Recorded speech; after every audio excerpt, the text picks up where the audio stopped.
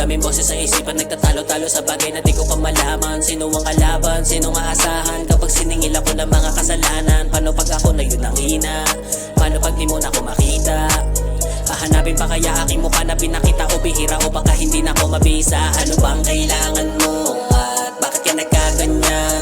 Di naman ako nagaganto kung sana di ka lamang na nasasaktan. Ako yung kakampi mo sa lahat, humihila lagi sa'yo paangat. Sa pagiging karaniwang ka naiwan habang ako ninanais pa na maging alamat. Bagamat sa'yo ako nagmula, umakat mga sulat kong tula. Umangat nung ako ay nadapa, nagunat lang ako bakit ang daming nahuga.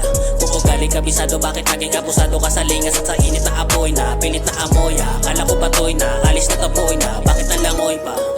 Ano bang mali? Ako ay merong napuna. Bakit sa loob mo ay merong sariling sakuna? Kung di mo kayang kalmahin, itabi mo at ako na. Mahaba pa ang dapat takbuhin, tama na pahinga.